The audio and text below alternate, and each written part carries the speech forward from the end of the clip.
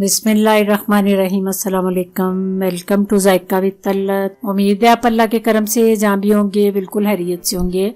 अल्लाह आप सबको अपनी हिफ्ज़ व ईमान में रखे। आज मैं आपको बड़ी टेस्टी, बड़ी एनर्जी वाली पंजीरी की रेसिपी बताने लगी हूँ। ये बहुत मज़े की भी होती है और इसके जो फ़ायदे हैं वो आप एक हफ़्ता इसको यूज़ करके देखेंगे तो फिर इसका रिज़ल्ट आपको नज़र आएगा।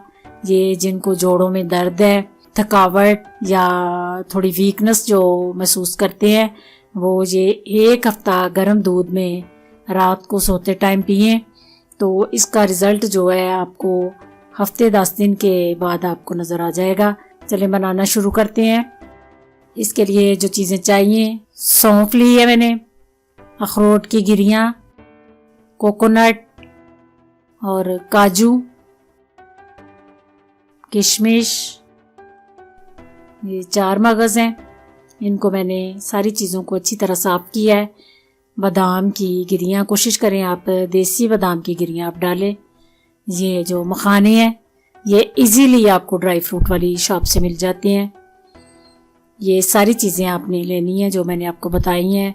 1 टेबलस्पून देसी घी का आपने डालना है और हर चीज़ को इसमें फ्राई करना है।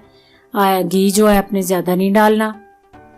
ये भूनने से एक तो इसका टेस्ट मज़े का बन जाता है, दूसरा ये चीज़ें जो हैं क्रिस्पी हो जाएंगी, इनको ग्राइंड करने में इतनी मुश्किल नहीं आएगी। अखरोट की गिरियाँ मैंने की हैं पहले, इसके बाद सौंफ, अब पिस्ता। एक चम्मच आपने देसी घी का डालते जाना है। कोशिश करें आपके घी इसमें देसी डालना है। एक चम्मच डाल के आपने सारी चीज़ों को भून के बिल्कुल लो आंच पे तो उतारते जाना है। ज़्यादा आपने इनको नहीं भूनना, फिर इसका टेस्ट जो है वो ज़रा चेंज हो जाएगा। बिल्कुल हल्का हल्का आपने इनको फ्राई करते जाना है और निकालते जाना है। ये काजू है, काजू आपने रोस्टेड नहीं लाना, ये वाइट वाला लेके आना है, इसको आपने खुद ही रोस्ट करना है। ये मखाने हैं, ये चीज़ें जो हैं क्वांटिटी में तकरीबन बराबर में है, लेकिन आप कम ज़्यादा इनको कर सकते हैं अपने हिसाब से जितनी आप बनाना चाहते हैं। ये 4 मगज़ हैं, इनको ज़रा आप थोड़ा बारीकी से साफ़ कर ले।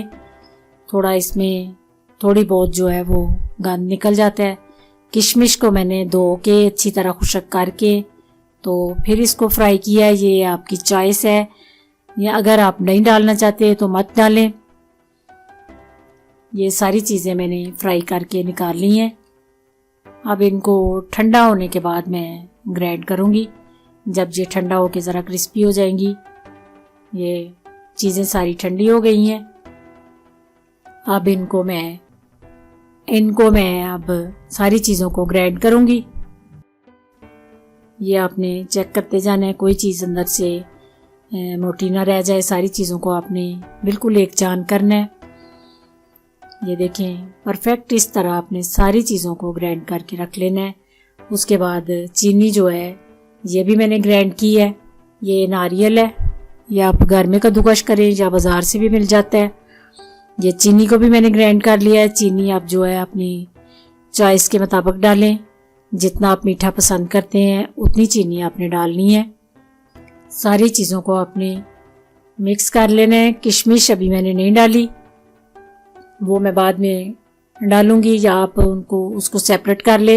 ये गरम दूध में मैं आपको डाल के दिखा रही हूँ। इस रेसिपी को आपने ज़रूर ट्राई करना है, ये बहुत फ़ायदेमंद है।